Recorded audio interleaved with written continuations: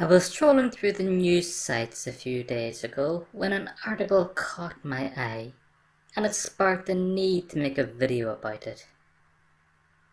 One thing that is getting glaringly visible is the fact that a large number of people are using this COVID situation to score cheap political swipes at the group they are viewing as their opposition, instead of trying to work constructively to try and cooperate, so that the maximum number of people possible get through this whooping cough.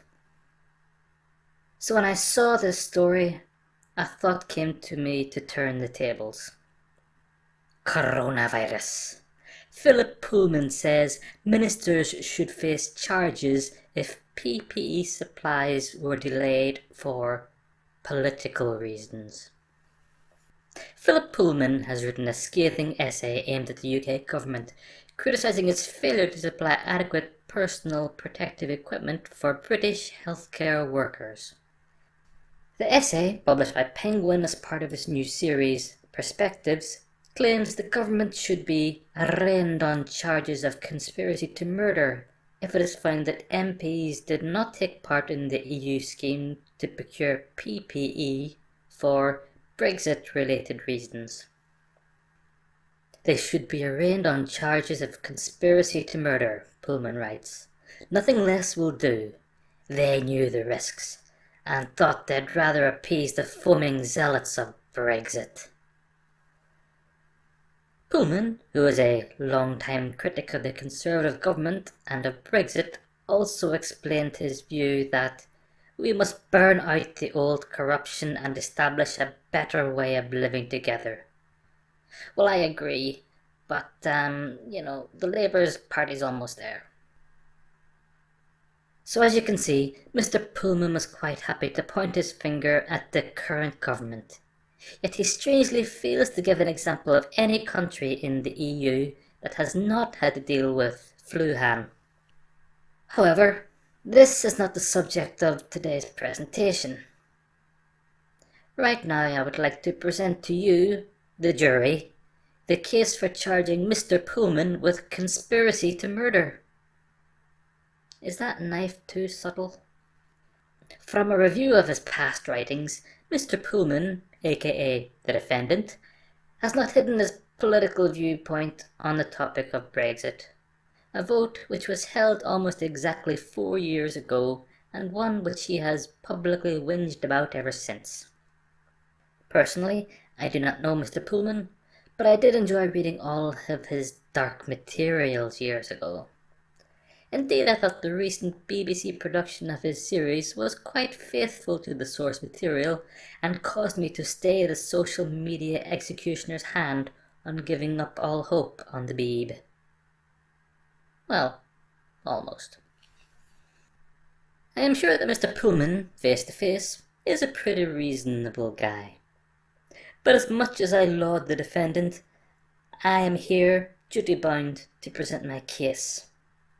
When constabulary duty to be done, etc., etc. My case rests on this premise.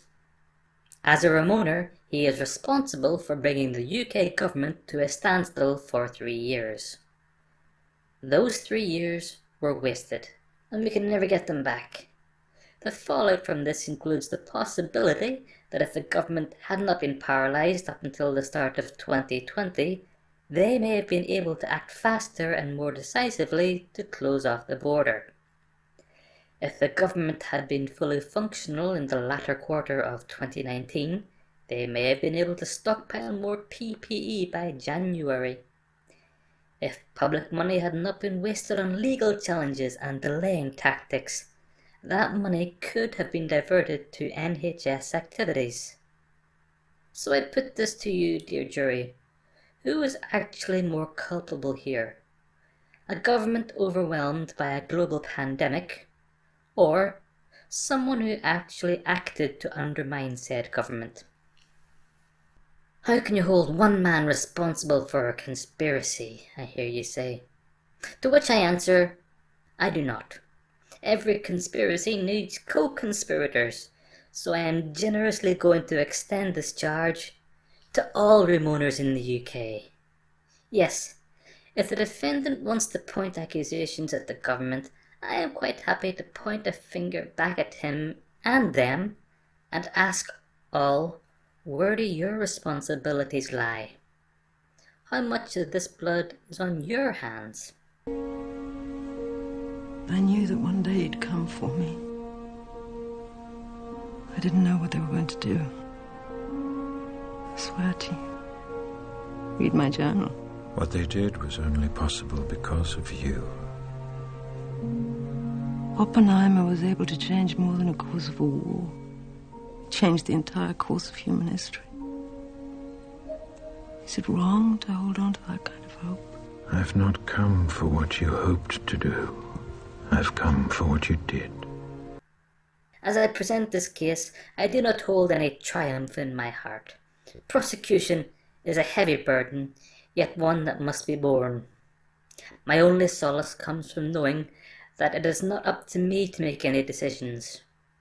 It is up to you, the jury, to deliberate on this case with solemnity, to come to a judgment with which your conscience will be content.